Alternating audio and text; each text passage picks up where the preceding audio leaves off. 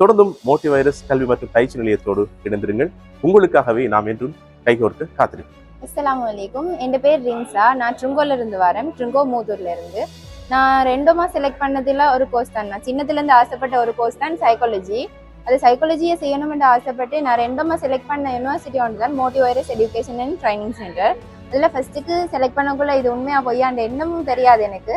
அதுக்கு பிறகு தான் நான் மிஸ்ஸை கண்டெக்ட் பண்ணி, அதாவது இந்த மோட்டிவைரஸ்ட சிஇஓ ஃபசிஹா பர்வீன் மிஸ்ஸை கண்டெக்ட் பண்ணி தனிப்பட்ட ரீதியில் இது எப்படி போகுது, என்ன மாதிரி இதில் செஞ்ச என்னென்ன யூஸ்ஃபுல் அப்படின்னு கேட்டு தெரிஞ்சு கொண்டு தான் நான் இதை ட்ரை பண்ணேன். 6 மந்த் கோர்ஸ் தான் ஹை டிப்ளமா இன் எஜுகேஷன்.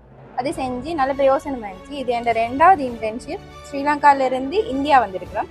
அதுவும் இந்தியாவில் பிரபல்யமான ஒரு university SRM university global hospital நாங்கள் விசிட் பண்ணியிருந்தோம்.